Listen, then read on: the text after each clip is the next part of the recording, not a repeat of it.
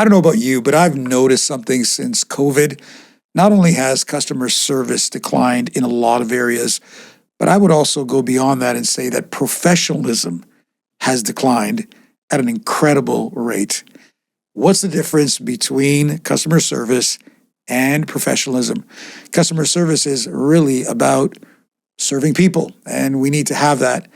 But professionalism is not only about serving people, but it's about representing people, representing leadership and the organization. It is a step beyond. It is the great divider. And I've had some negative experiences, to be honest with you, recently with different organizations and people. And by the way, even people in high management, when you elevate issues and concerns and the lack of professionalism, not only customer service, the lack of professionalism has been bewildering to me, particularly when you give people your money and you have expectations that product and services are going to be produced at the level, at the rate of the dollars that you provided. When it is not there, it is not only disappointing, but it's incredibly frustrating. And so I began to think about, what does it look like? What does professionalism within an organization look like? And are there key traits? Are there key things that we should look at in order to develop it within ourselves? And then what are our expectations of when we are a consumer or an employee? Because in one form or another, we're going to wear both hats. And so as always, I want to give you some key thoughts and ideas. First of all, two things I think are absolutely foundational. Number one has to be communication. Communication that is clear, that is timely, that is concise, that removes ambiguity, that manages those expectations, communication that clears doubt, if you will, even when the answers are not readily available. So number one, I believe, is communication. Number two, these are the foundations, has to be excellence. Obviously, we're not going to be perfect. We're going to make mistakes. Others are going to make mistakes. People are going to drop the ball. They're going to disappoint us. But if we have a culture of excellence, what is excellence to me? It is the wow factor. We go beyond. We go beyond what is average. We go beyond what is expected. So we have incredible communication and phenomenal excellence that goes beyond. So what are some of the key traits that we need to look at when we're talking about professionalism? Number one, as obvious as this may sound, it clearly is not obvious to everybody, and that is this: tell the truth. Tell the truth and tell it always, particularly when things go wrong, when mistakes have happened. Sometimes we just think that if we create a lie or we give an answer that is not truthful, that we can either snow the customer or baffle them with what, that we can get away with it.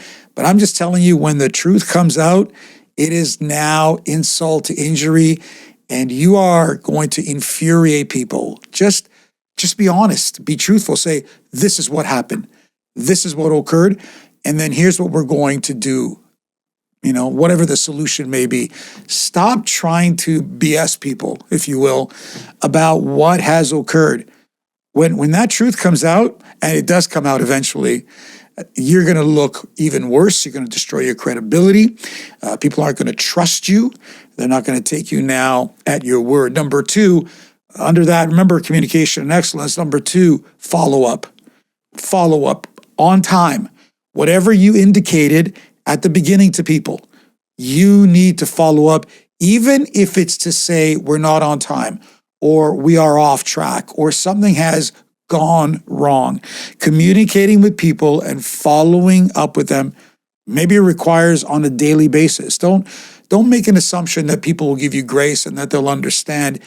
Take that initiative, take that forward step to ensure that people know exactly where it is in the process. Like for example, when you order something and there's a tracking number, literally through robotics, if you will, and technology, they've allowed you to track. They've allowed that system to help you follow up. And, whether you like it or not, wherever that package may be, at least you have a sense of control and power that, okay, I see it's been ordered, it's been shipped, here's where it is at. You need to be following up. And my question to you would be, do you have a system for that? Do you have a follow-up system? And thirdly, and maybe we'll end here in this one and I'll do a part two, is, are you managing the expectation? Are you managing expectations that are realistic, that are measurable, that you can live up to? If you are too strong in your expectation and you go beyond that, people are going to be upset because that wasn't the expectation.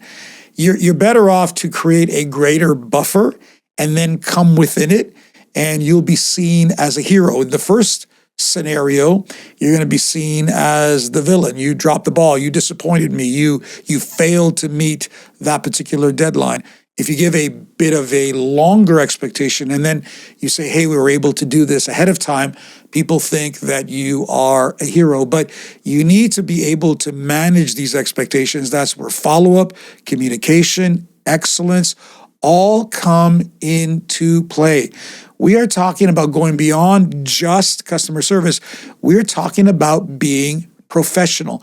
And unfortunately, since COVID, we have had a serious decline. This can actually separate you and your leadership, you and your organization, and take you beyond your competition.